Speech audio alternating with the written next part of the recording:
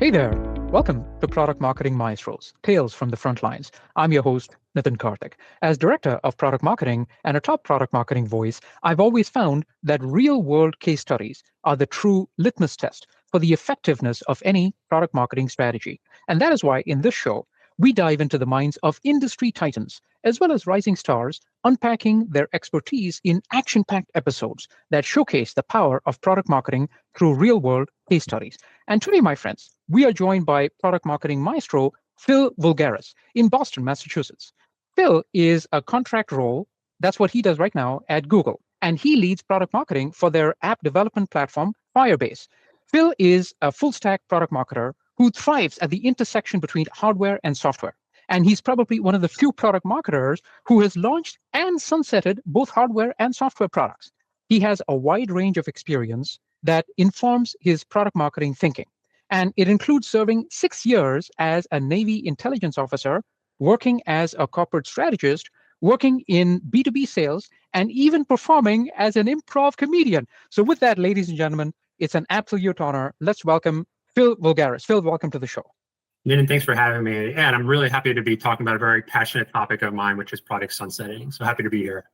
Excellent, excellent. We talk a lot about launching products. We don't talk enough about sunsetting products. So I think this is going to be an excellent topic. So Phil, as we promised the audience, we're going to talk about sunsetting products and we'll use the ABC framework. So we'll talk about the antecedents, what were the prior challenges. We'll talk about some of the behaviors, what were some of the actions you took, and we'll talk about the conclusion, how things played out. So with that, tell us, Phil, what were the antecedents? What were some of the prior challenges in these sunsetting products? Yeah, no, and before even beginning there, I think it's important to just state why am I passionate about product sunset? And you kind of alluded to it, right? I'd argue that as a product marketing industry, we've completely over-rotated on the launch side of our jobs, right? There's no shortage of launch checklists and templates that product marketers can access.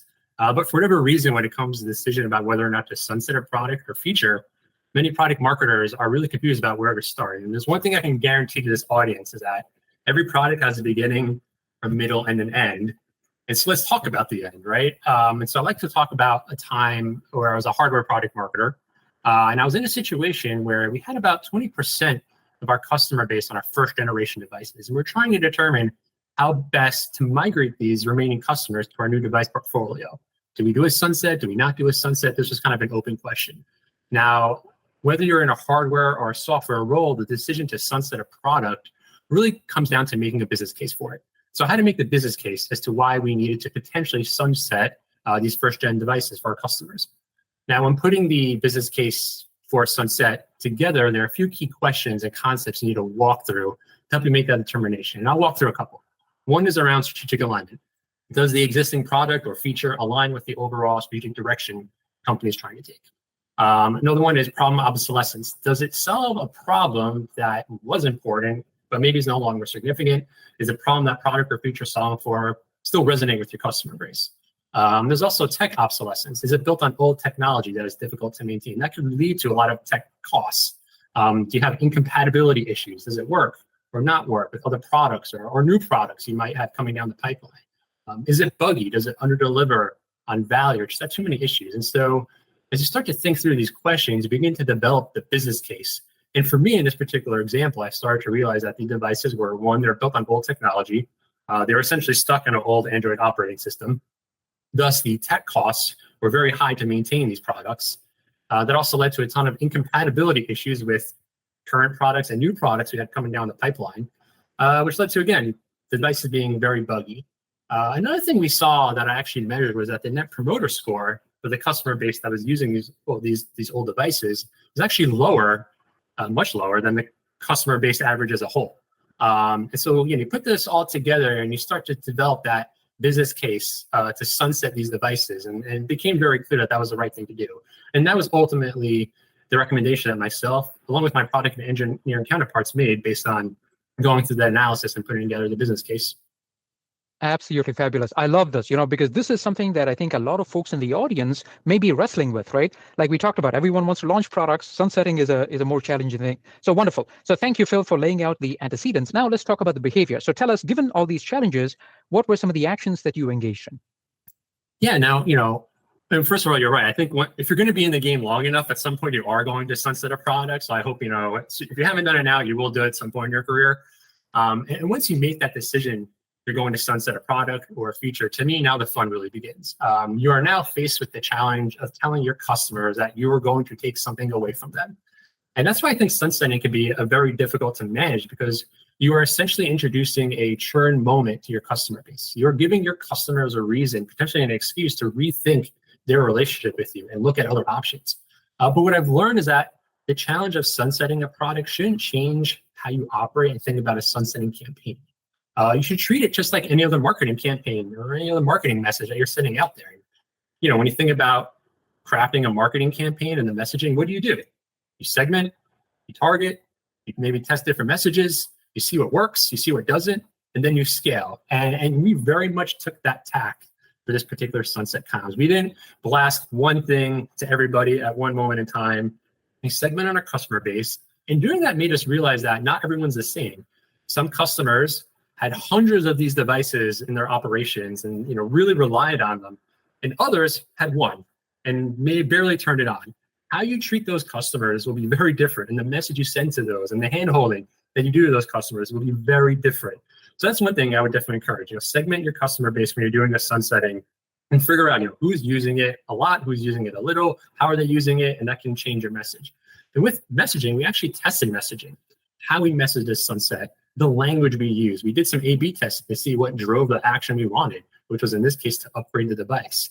And so again, I would encourage this audience when you're going down this path, you don't need to take an all-in-one approach, which I think far too many people do when it comes to these types of things. Segment, test, iterate, and then I think you'll see better outcomes for these types of initiatives. Oh, wonderful, wonderful. I love how you broke it down, where think of this as another marketing campaign and do all of the things that you have to do. Wonderful. So thank you for that. So now bring it home, Phil. So we've talked about the antecedents, we've talked about the behaviors. Now the conclusion, how can we expect some of these situations to play out? How do they play out in your experience? Yeah, we try to measure success in a few different ways. And, I alluded to it earlier, right? We actually measure the net promoter score of this customer base, both before and after the upgrades. And we saw that net promoter score went significantly up post-upgrade. And to us, that showed that people were much happy with the new devices. We also measured churn, and we had a very realistic expectation. Like, we weren't going for zero. That's probably near impossible. But we had a very reasonable goal of just keeping it within our historical norm. And we saw that churn was actually below that. So again, a win. And then you think about, the reasons for why we made the decision to sunset. We gained more strategic alignment. Our tech costs went down. We had less service calls. And so if you're thinking about measurement from the onset, you can very clearly create some very clear metrics that measure the success of a product sunset. One other thing I would mention is that working on this type of project really elevates the product marketing function, right? You're working cross-functionally with product, engineering, customer service, in this case, supply chain, just to name a few. And it gets people to rethink the role of product marketing, how it's not just about marketing, but really about being a strategic partner in how the business operates. And for me personally, that was a positive outcome of the initiative. It's something I keep my eye out on when I'm in product marketing roles. What are the projects? What are the decisions that I can really influence that will give me a seat at the table and show people that product marketing is a real strategic function at the company? And so that was another outcome of this that kind of benefited me, but I also think product marketing as a whole. Wow. Absolutely fabulous advice. So folks, there you have it. Take all this advice and definitely reach out to Phil. So Phil, tell us, if people wanted to learn more about you, where can they find out more? Yeah, I would just encourage people to connect with me on LinkedIn. I'm fairly active there and pretty responsive, and always happy to talk shop on product sunsetting or all product marketing topics. And I guess, what I've got next as a PMA ambassador, I've got a few articles I'm thinking about writing right now. One is on the potential benefits that come with taking on contract work as a product marketer. So you might see an article about that coming out soon. And the other is I do think we're actually heading into a renewed interest into the hardware product marketing function with new chipsets coming out to support AI use cases. I think there might be more of a need for hardware product marketing expertise. And so I might be writing about that in the coming months as well. But yeah, feel free to hit me up on LinkedIn. And again, thanks for having me. Wonderful. Excellent advice. So thank you once again, Phil. Folks, definitely reach out to Phil, whether you're looking to sunset products or you're doing hardware or anything else. Excellent product marketer right here. And my friends, armed with that knowledge, let's make the magic happen.